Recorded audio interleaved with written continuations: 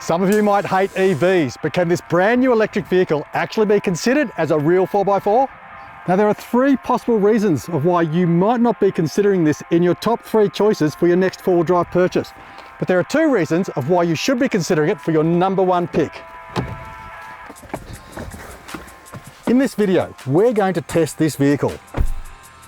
We are going to answer all of your questions and we're going to see if this is up to the challenge of being a serious 4x4 contender. Hold on to your pantaloons. Let's do it.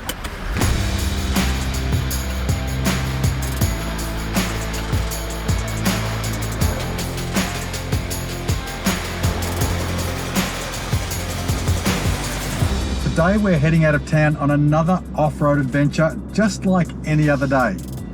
But I'm not in one of my Colorados. I'm not driving the 40, and I'm not in the Iveco. I'm cruising in luxury in the latest Cannon Alpha PHEV. And I'm keen to see how well it actually goes off-road. So let's hit the tracks, engage some diff locks, and see just how well this vehicle does in real-world situations.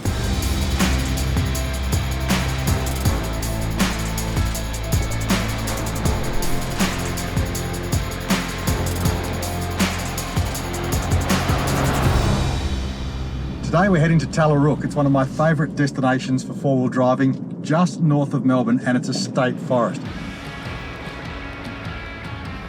It's a beautiful area that's quite small. It still has a large area of bushland and a great diversity of 4-wheel drive tracks to learn on and to test your vehicle and skill. At the moment I'm hauling up a fairly steep hill. It's a long, continuous climb. Torque is excellent. Handling, steering, performance is all fantastic. But what this brings to mind, guys, is the towing capacity of this vehicle. So you do actually have the full 3.5 ton towing capacity. Now, unfortunately, this example we've got today doesn't have a tow bar on it, but it's a real confidence booster in the vehicle to know you've got that full 3.5 ton towing capacity. And that even as a hybrid electric vehicle, this is a serious workhorse. Views aren't too bad up here either. Next up, we're heading to a campsite to see what this vehicle can actually do as a remote power station. But better than that, I've also brought along a mate of mine who's an expert on EVs and EV charging. And here he comes now. Colin used to appear on our TV shows back in the early days. So I thought, before we kicked off the interview, we'd plug in to the output of the Cannon Alpha PHEV, because it's actually a generator, set up a TV and reminisce over some old episodes. We took this up there last week. Oh, did you? Right. Yeah. All right, guys, here we are with my mate Colin from Short Stay Chargers. Now, Colin, great to be out doing some camping. It is, it's terrific. And this technology is great, isn't it? Technology and power whilst out camping is fantastic. So tell us, what's the big thrill? What's the big thing about electric vehicles? Well, I think overall they're so popular, or getting so popular now, a lot of new vehicles sold are electric, is the fact that they have a lot lower cost of running. So not only can you charge off solar at home if you want, or you're charging at something like 30 cents a kilowatt hour. You know, we've got customers that are getting around on, say, $20 a week instead of $100 a week in petrol, in diesel. You've also got lower maintenance costs because you're not always running on the internal combustion engine, you know, spark plugs, oil, these sorts of things. There's virtually zero maintenance on the actual electrical side of it.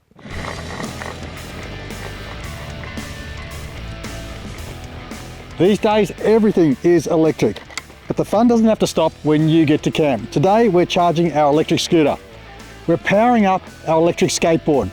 We've got our boombox here, all powered up. We've got the fridge running. We've got our drone batteries, our camera batteries. In fact, we have got the whole studio powered off the Cannon Alpha. Now guys, this is well under the capacity and the endurance of what this battery can deliver. So you can do all of this and plenty more.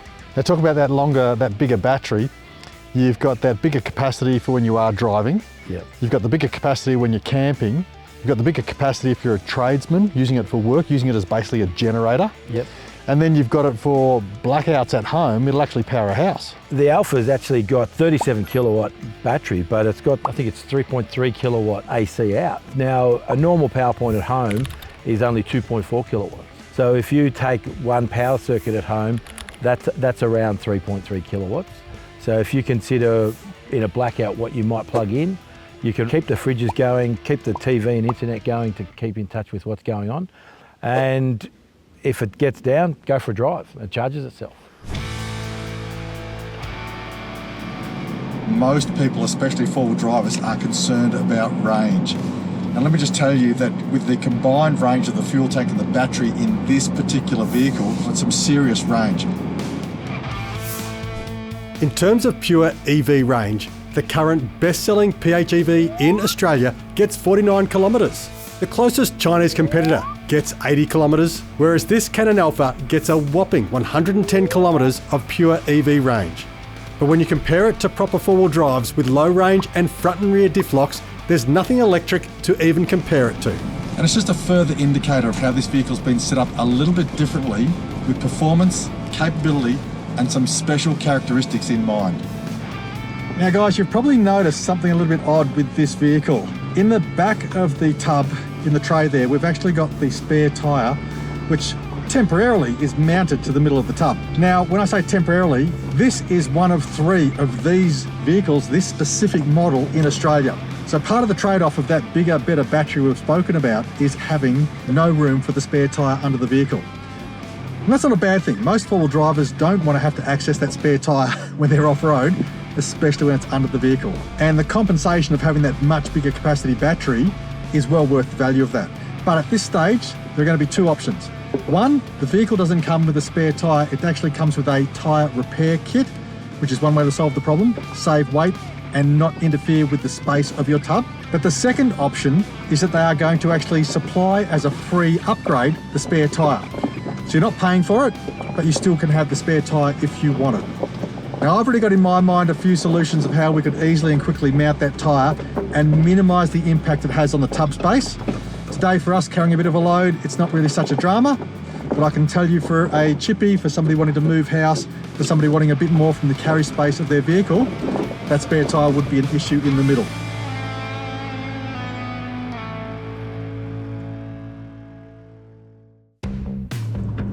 So what are the 3 things that are stopping you from purchasing this vehicle?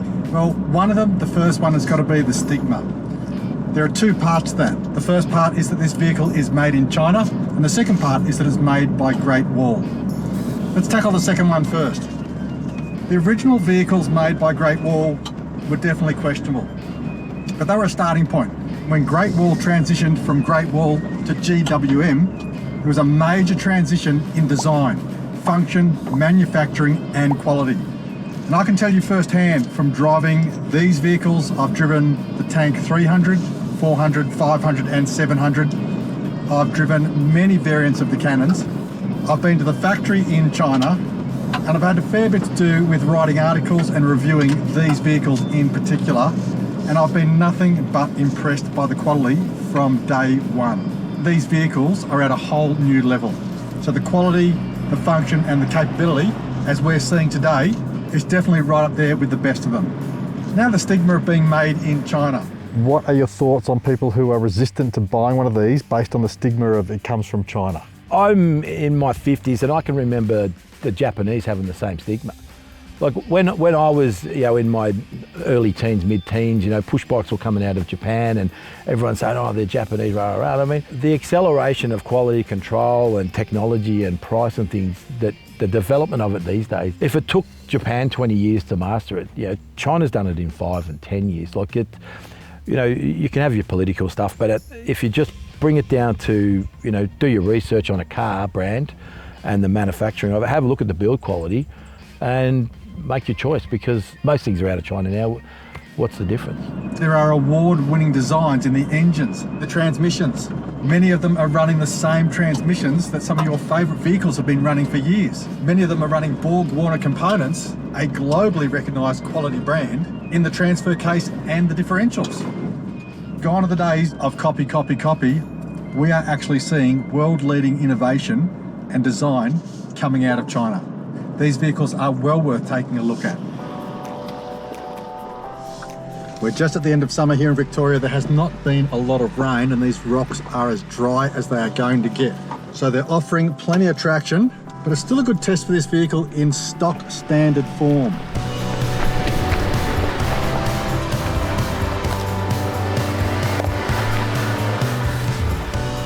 Now this section of the track has nothing extreme, it's just a good area to play in, and it's always fun driving on rocks.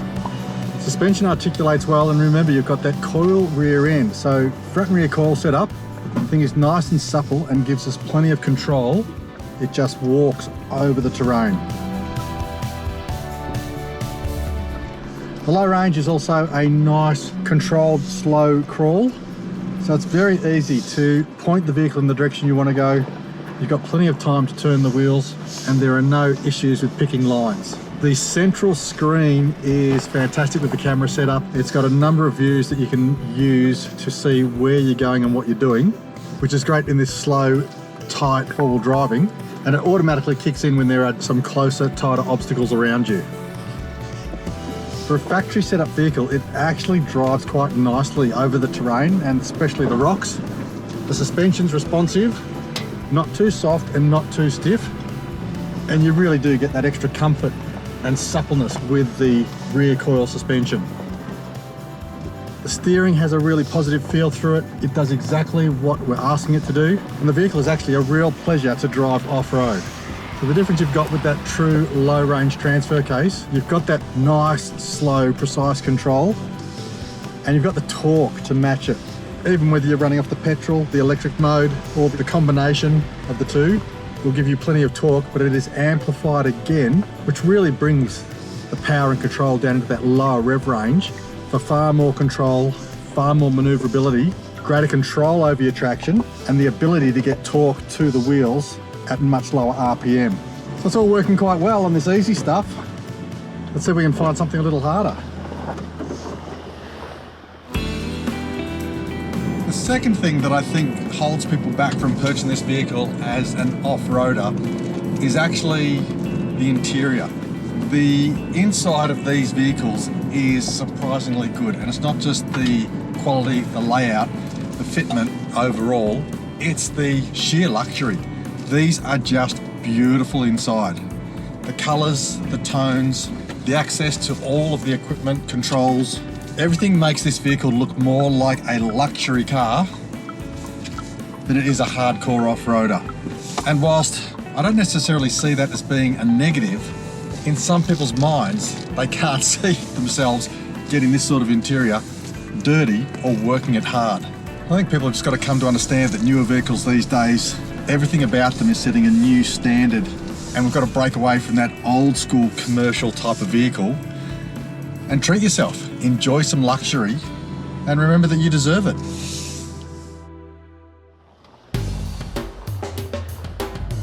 So for all of your town and highway driving, this is an all-wheel drive vehicle. That means it not just has a front differential, a rear differential, it has a center differential.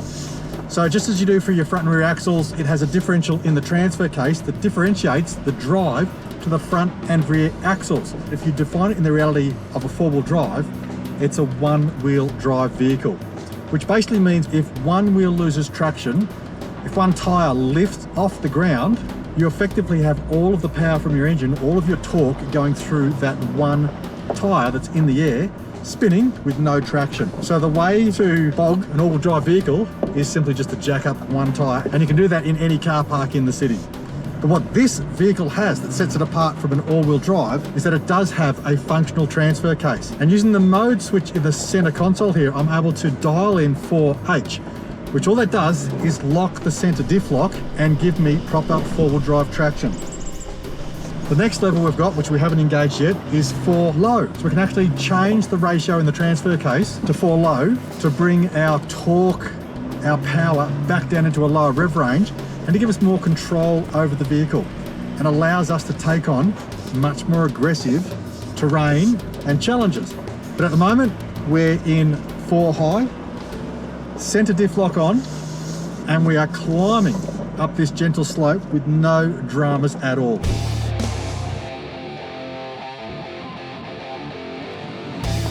Now this track is really starting to heat up. Now we have set this vehicle up to be in its worst possible position performance-wise, so that we can actually get the best possible test out of how well this vehicle goes. So to do that, we've left the tyres at road pressure. So we've got factory suspension, factory highway tyres, And we're at full road pressure, which means we've completely reduced the potential for these tyres to offer any advantage under these conditions. All right, a lot more loss of traction there, and we can really feel those tyres at highway pressure struggling to get us through here. Oh, now we are really stuck there. We talk about diff locks all the time, but what are diff locks and how do they work? We're now going to find out. So the first thing I'm going to do is I'm going to switch us into neutral, and I'm going to hit the 4 low button. So the tyres underneath the vehicle are just spinning too quickly. We want to slow them down, get maximum torque to them, and we do that by re-ratioing the drive through the split transfer case. All right, so let's now try and crawl this at full road pressure to see whether we're still stuck or not. That there, guys, is the difference between high range and low range. Just that extra bit of control, and I still haven't hit the diff locks yet. Now I've got one more nasty rocky section to get through. I'm going to try and pick the worst line I possibly can to see if we can get the vehicle stuck.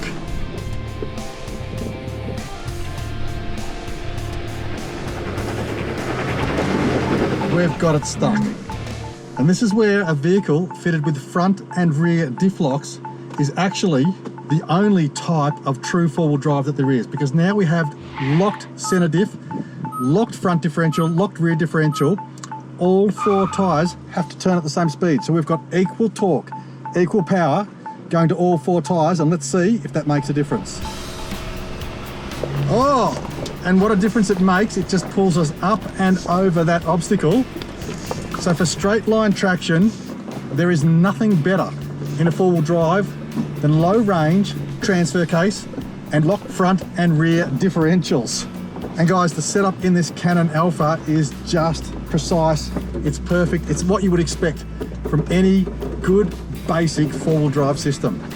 How about we go and do some slow, cautious rock crawling and see what this vehicle can do there.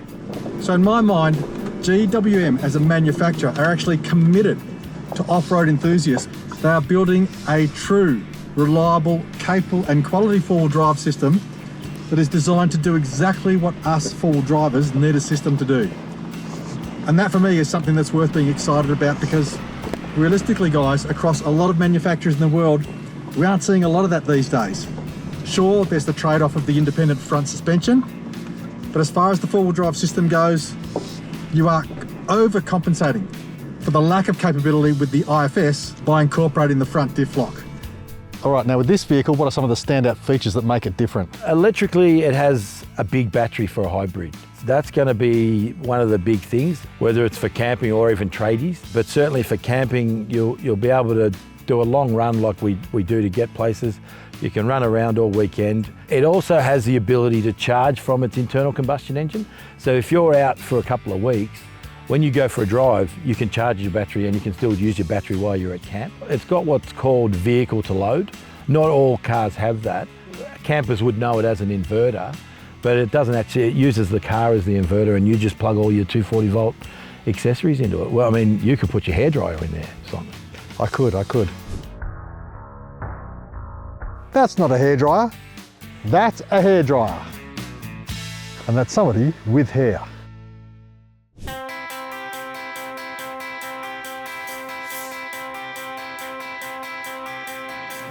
All right, here we go, guys. This is not a super difficult section, but it's tough enough for a vehicle on highway tyres, factory suspension, and no protection gear.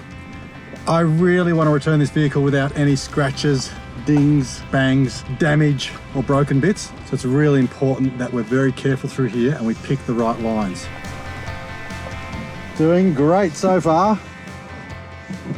And that power steering is really nice too. Like I keep saying, there's plenty of positive feel, great control. All right, we're almost out of trouble. Let's bring that tail down. Wow. No damage, no scratches, and plenty of control. And you know, guys, even in stock form with the factory tires, I keep saying it, but this is just a whole lot of fun. This is old school four-wheeling. I reckon that was so much fun, we turn around and we do it again. Now if these rocks were wet, I'd definitely be incorporating the front and rear locker. But with all the traction we've got, even at full road pressures, there's nothing in here that requires diff locks, but you can hear the vehicle's traction control kicking in from time to time just to keep the car under control and to maintain forward progress. And she just lifts the wheel at the front there and pulls her way up and through. EV or no EV, the four-wheel drive system in this is an absolute cracker. The third reason why you might not want one of these vehicles is because it's an EV, and EV on its own comes with a stigma, comes with a lot of resistance. Now again, from driving this vehicle, and anybody that we've put into one of these vehicles and driven them has been blown away by the torque on demand. The level of power, the level of instant acceleration you get when you put your foot down is absolutely mind-blowing. And in four-wheel drive terms, it has massive practicality and application. We experienced it when we took a Tank 500 hybrid out onto the beaches of Robe and blew everybody away with how well that performed in stock standard trim. What are your thoughts on people who are resistant to the change over to electric? I can understand it, and look, we're all resistant to change. I can say this, if I go and I look at a few internal combustion engines and it's got 300,000 Ks on it, you might say, oh, this brand at 300,000 Ks I wouldn't touch, this one, maybe I'll pay this. You jump in an EV that's 2 years old, you push a button, it tells you how healthy the battery is. You can't do that in what we call an ICE motor, in a diesel or petrol motor. You know how long that battery's got left in its life. And you know how much a battery will cost you to change it, because it's just buying a battery and getting someone to unbolt one and bolt a new one in. It's going to change really quickly because of the price. Now, talking about charging, what are the best ways or the different ways of charging a vehicle like this? Well, in general, there's 3 modes of charging, and this vehicle can take them all. Some plug-in hybrids won't take the big DC chargers that you see over at the service stations, you know, those big superchargers as they call them. So starting at the top, this one will take 50 kilowatts in. You might rock up to a charger and it says 150 or 250 watt charger. Don't be scared, because yours only takes 50. The car will look after itself. You plug that in, the car will tell the charger what it wants, and it'll just take what it needs. If you're at one of those superchargers, you're looking at maybe 30 minutes, 40 minutes maximum. There are a few factors involved. Then you go to the bottom end, which is what we sort of call a granny charger.